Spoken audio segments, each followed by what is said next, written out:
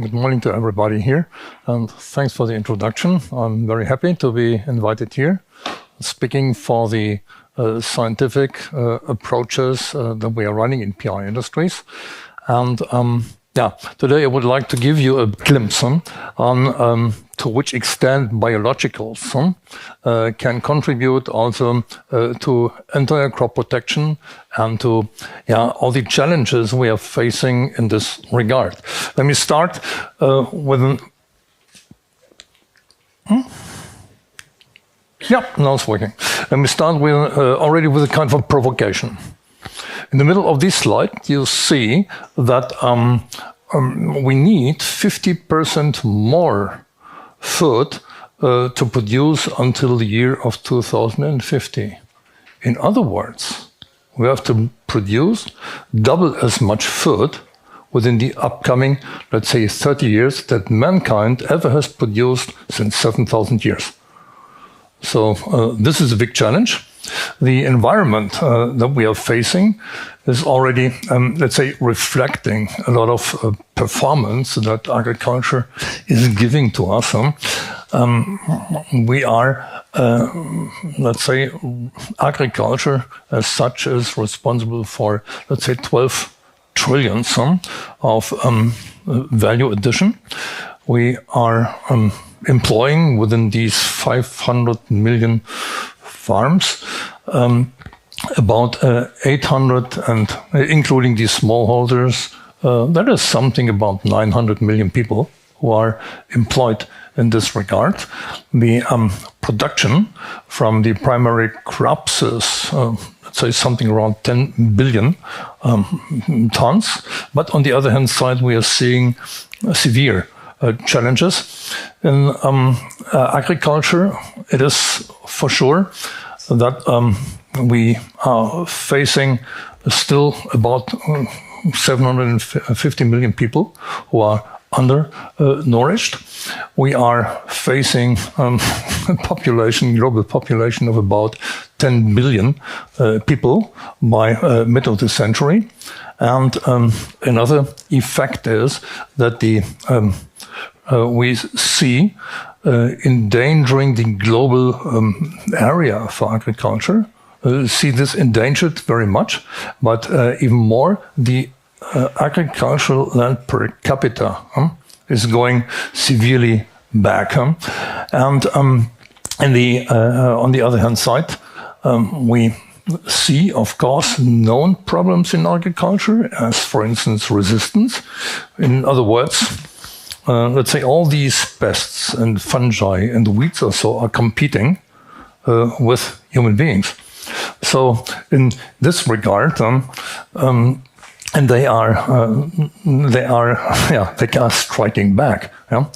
Nature is striking back, and one of these effects is that we see always resistance. We see resistant weeds, we see resistant insects, we see resistant diseases. This is very much also creating a big challenge for agriculture.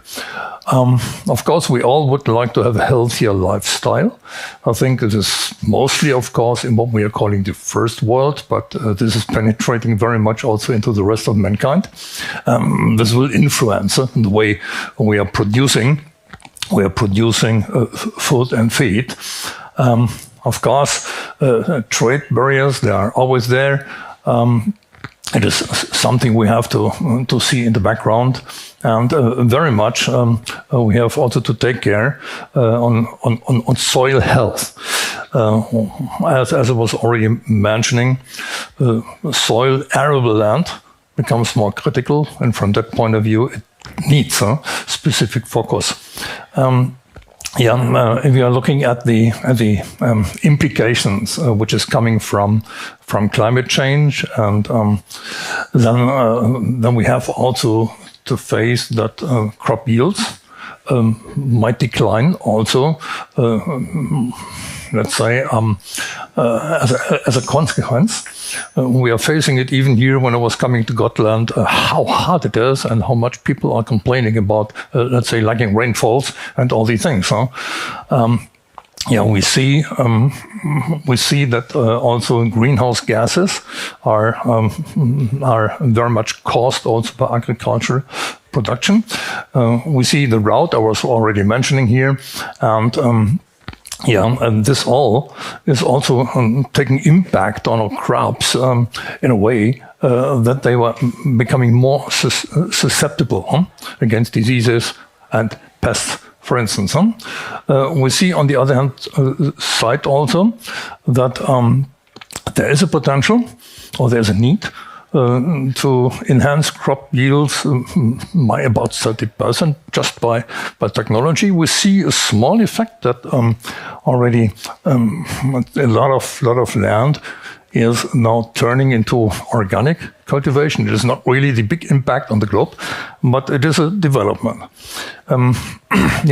There is a clear penetration of eco-friendly novel technologies into agriculture. And also, let's say, most of the governments have understood that this has to be also, let's say, promoted and pushed. At the end of the day, biologicals, what I'm not talking about, will further emerge also as a technology which gives new alternatives and new perspectives. Now, what are the key trends for that are driving also the biologicals?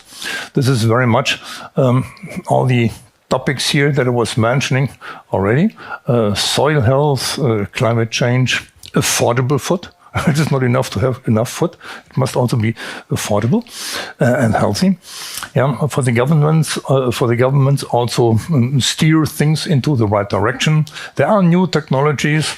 There is, let's say, also the opposite effect: resistance to chemicals, which needs, let's say, specific attention. And we see also, let's say, short duration crops. We see, even due to climate change, also change of crop patterns in various areas. Few of these things are really coming on a short term. All of them on the long term, if we understand long term as more than 4 years, the probability is, I say, absolutely safe or very high, and the impact will also be very high. So if we're talking about biologicals, just to let's say explain a few terms here. We briefly, or let's say generally, may discriminate between the biofertilizers. They are already known since reasonable time. Basically, their role is to enhance the uptake of minerals,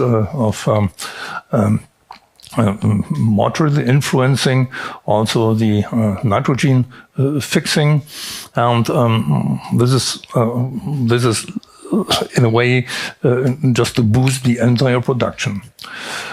An area which is quite interesting are the biostimulants that are molecules mostly based on plant extracts, but also from seaweed extracts, and they are influencing the abiotic stress that plants are always facing. Abiotic stress, we mentioned already, drought, it can be heat, it can be cold, it can freeze, it can be, let's say, also salinity and some other things. They're mostly based on extracts, as I was mentioning already. Humic acid, fulvic acid, some bacteria were helpful in this regard. And then we have the, let's say, biological control products. Basically, we can, let's say, discriminate then between two different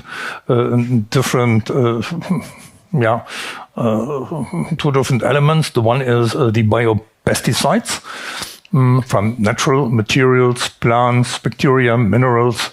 And they are, let's say, of course, less toxic than the classical crop protection products as pesticides and the microbials.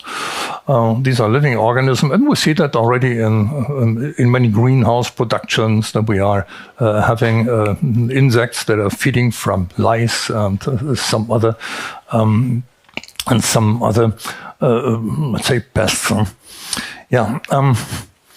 If we're looking at the business, biologicals, you see these $9 billion US is still not the biggest segment. Major part is dominated by the fertilizers at all. And crop protection products have a strong role, and seeds and traits is also coming up. So this is the toolbox, more or less, that we are using here to do the agricultural, so the crop protection business. Of course, first, chemicals. They are still dominating, but they are facing challenges as, let's say, they are using very much fossil energy. We have to think about the environmental footprint, the regulatory influence, resistance against chemical treatment of pests and diseases and weeds. Soil health is a topic, biodiversity is a topic, and of course, climate change will always act as a kind of an amplifier of these problems. Seeds and traits is coming out. We all know these GMOs or so. You know, it is discussed differently in different parts of the world, but it is taking, specifically for the big acre crops, it is taking a more and more important role. And then the biologicals as an emergent segment, delivering alternative technologies. In addition, we see also a big influence from technology. Let's say application technologies are changing, are becoming more important, and that what we today understand under digital farming.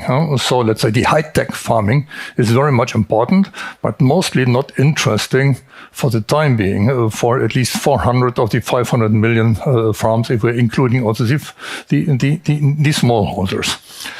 So the business of biologicals is globally facing on a still low and highly diversified level, but it's facing strong growth. You see biocontrol with 13%, biostimulants with 10%, biofertilizers with 8%. So something which is growing significantly.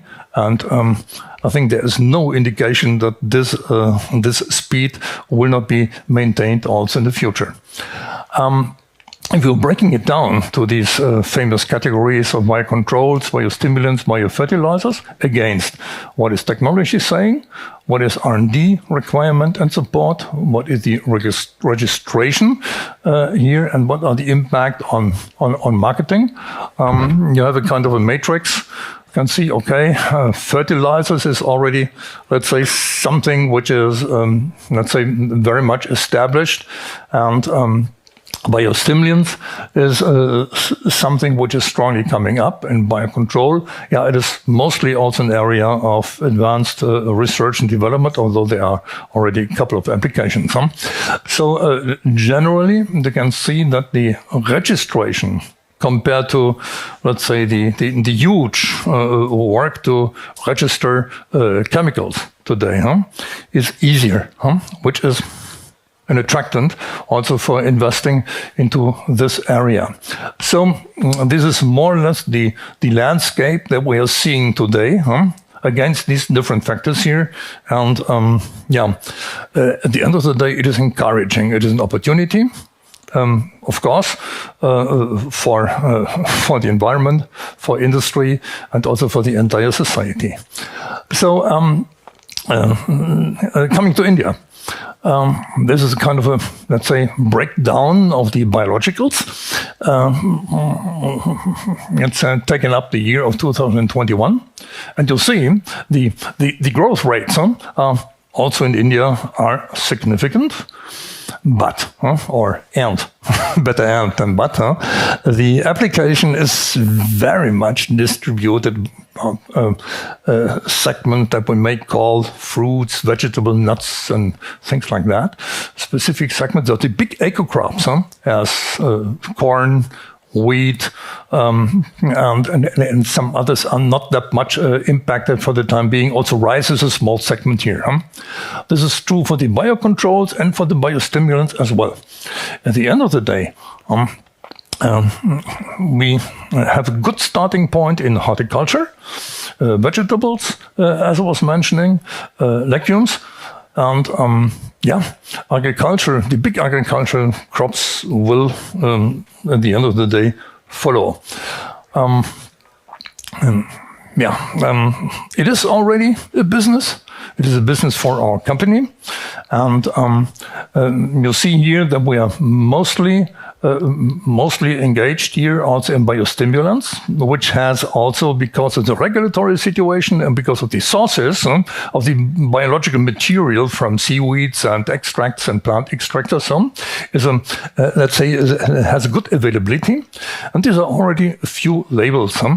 It is just the business in which we are in since let's say many years, but then we are now enforcing, and we are now putting more focus, and it becomes one of the, it will become one of the mainstreams of what PI is delivering for the benefit of agriculture.